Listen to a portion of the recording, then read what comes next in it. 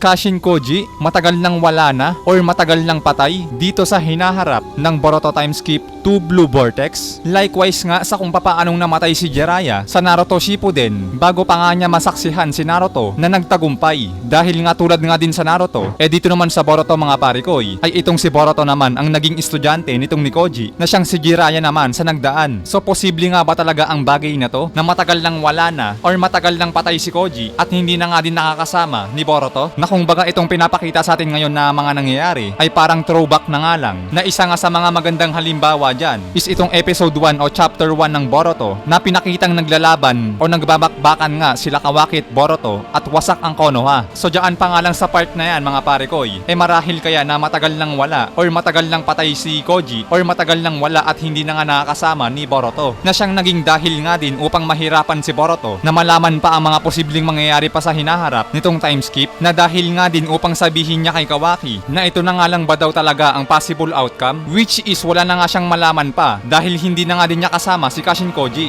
Kumbaga itong sinabi nga rin niya na ito na nga lang ba daw talaga ang possible outcome dahil mukhang ito na nga lang din yung huli niya nakita o huli niyang balita sa 10 direction ni Koji bago pa nga ito mawala o pumanaw. Maaari nga ba talaga o posible nga ba talaga na nangyari na ang bagay na to sa matagal nang nakalipas? Maaari kaya na mangyari na throwback na nga lang itong Boruto time skip 2 Blue Vortex na binabasa o nire-review natin? Well, para sa akin mga sir, oo, posible. Maaari nga talaga na nangyari na yan. Maaari nga na nangyari na matagal o mahabang panahon na ang nakalipas, napatay na nga si Koji at wala na kay Boruto. Well, pwede nga rin natin sabihin na hindi man ganun katagal na nawala na si Koji kay Boruto. Hindi man ganun kahabang panahon. But for me, posible nga rin talaga na wala na nga si Koji kay Boruto bago pa nga pumasok ang mga ilang chapter ng time skip Boruto. Pero sa mga bagay nga din yan, patungkol nga din dyan mga sir, kaalinsabay nga din yan magbibigay naman tayo ng mga ilang dahilan or mga ilang bagay na maaaring magsabi or magbigay ng dahil kung bakit matagal na nga ding patay o wala na si Kashin Koji bago pa nga ipakita sa atin yung mga ilang chapter ng Boruto time skip 2 Blue Vortex. Isipin nyo na lang guys, parang throwback na nga lang itong mga chapter na binabasa natin ngayon. So tara mga sir, alamin nga natin yung mga dahilan na magsasabi na maaaring patay na nga si Koji or matagal nang wala dito sa time skip ng Boruto. At ang unang bagay nga dito o unang dahilan ng pagkamatay nga ni Koji ay ito ngang si Code.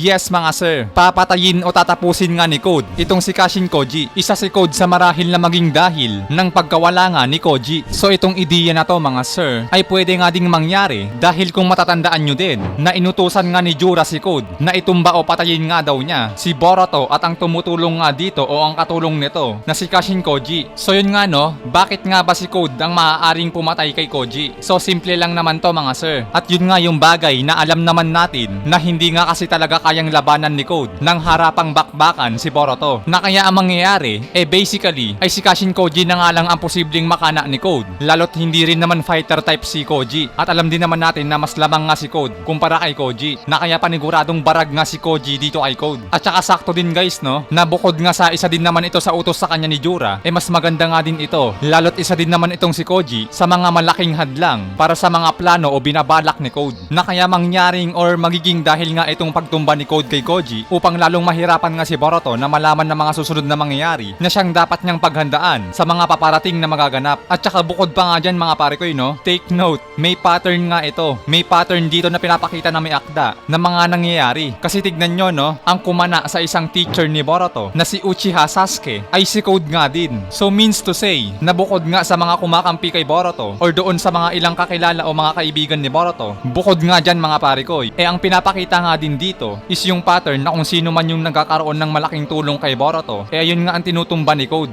Na kaya naiintindihan nyo naman na guys, si Code ang kumana kay Sasuke, kaya nga ito napahamak dahil nga nagiging malaki ang role niya kay Boruto. Na kaya ang susunod nga dito, malamang na isa pa nga sa mga malaking role kay Boruto na nakakatulong sa kanya, ay ito nga si Kashin Koji na isa nga din sa mga big time teacher ni Boruto. Na kaya asahan na nga din natin guys, na mas lalong kakanain nga ni Code ang isa pa sa mga pangmalakasang guro ni Boruto na si Kashin Koji, na na kaya base nga din sa mga kasalukuyang pangyayari matapos ngang mawala ni Sasuke kay Boruto, ang susunod na nga na mangyayari dito ay si Koji naman ang mawawala kay Boruto. At si Code nga din ang dahilan nito. Mamamaalam kay Boruto ang mga pangmalakasang guro ni Boruto. Goodbye Koji. At kaya nga dahil din sa bagay na yan na pagkawala nga ni Koji kay Boruto, ayan na nga din na magiging dahil upang mag-grow pa o umusbong pa si Boruto bilang ninja. Likewise nga din sa nangyari sa kanyang ama na si Naruto nang mangyaring nawala nga sa kanya si Jiraiya. So ayan nga ang unang bagay dito mga parikoy. Then here we go sa pangalawa naman. Ang pangalawang bagay o dahil ng pagpanaw o pagkamatay ni Kashin Koji ay kung hindi nga itong si Code, ito namang nilalang o karakter na siyang nag-utos nga kay Code na paslangin si Boruto at Kashin Koji, at yan nga ay walang iba kundi itong humanoid DenTails na si Jura. Yes mga sir,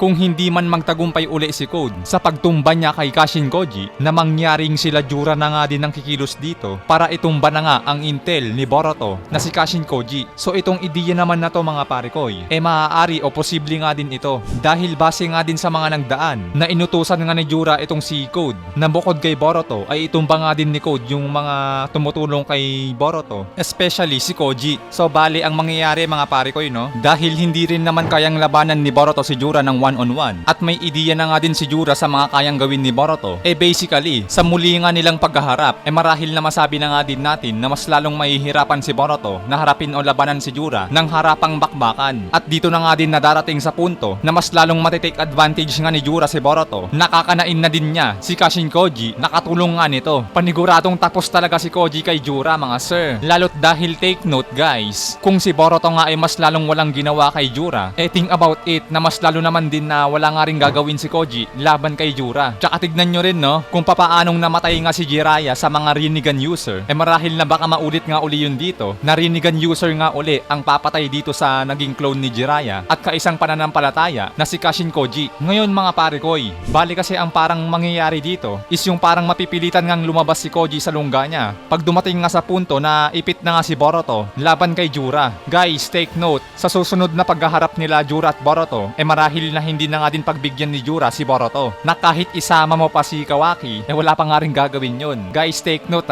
based sa mga nakita nga ni Koji, wala nga din daw chance si Kawaki laban kay Jura. Sa nakita ni Koji sa Ten Direction, lagi nga daw namamatay si Kawaki pag nakakaharap nito si Jura. So means to say na kahit ulit-ulitin nga natin na i-combine si Boruto at Kawaki, mauulit nga lang din na mauulit yung mga nagdaan o yung nangyari sa nakaraan na hindi nga rin talaga nila matatalo si Jura. Na kaya naiintindihan nyo naman na siguro mga parikoy, hindi nga rin magtatagal at darating nga din sa punto na si Kashin Koji naman ang maiipit or maaaring ilabas ang kanyang sarili alang-alang nga sa kapakanan ng iba. Kapag naunang naipit sila Kawaki at Boruto, nakapalit ng buhay nila Kawaki at Boruto, ay ang ilabas nga si Kashin Koji marahil voluntaryo na nga ding ihahayag ni Koji ang kanyang sarili or ialay ang kanyang sarili sa humanoid DenTails na si Jura. At marahil isa nga yan sa maging dahil upang mawala na nga si Koji kay Boruto, na siyang magiging way nga din o paraan upang mas lalo pa ngang umusbong si Boruto bilang individual, na siyang magiging dahil upang mas lalo pa nga siyang lumakas bilang isang ninja at mangyaring maulit nga muli ang mga nangyari sa nagdaan na yung mawala nga si Jiraiya kay Naruto, ayun nga din yung naging way para mas lalo pa nga umusbong si Naruto bilang isang individual at bilang isang ninja. Guys, take note, marahil nga talaga na mangyaring mawawala nga si Koji kay Boruto. Kasi isipin nyo naman mga parikoy, maituturing na nga natin na madaya yung Ten Directions na nagagawa nga kasi nitong makita yung mga possible outcome sa hinaharap. Then pinakita pa sa atin yung sa latest chapter ng Boruto Time Skip 2 Blue Vortex na mangyaring ginawa nga ni Amado na tinuwik yung utak o yung pag-iisip ni Koji, na para nga yung Ten Direction ni Koji mas mabilis pa nga itong makapaglabas o makapag-release ng mga mangyayari sa hinaharap at magpakita pa nga ito ng mga clear or mas malinaw na outcome. So bali ang nangyari mga parikoy mas lalo ngang dumuga dahil nga magagawa na nga din nila na mas lalo pang makapa yung mga susunod na mangyayari at mapababa yung risk or magawang mas maiwasan yung mga negatibong resulta at makapagpalabas ng mas positibong outcome. So ganun na nga kaduga itong Ten Direction ni Koji ngayon mga parikoy. Parang enhanced o upgraded version na nga. Parang hard disk drive tapos nagpalit na sa solid state drive.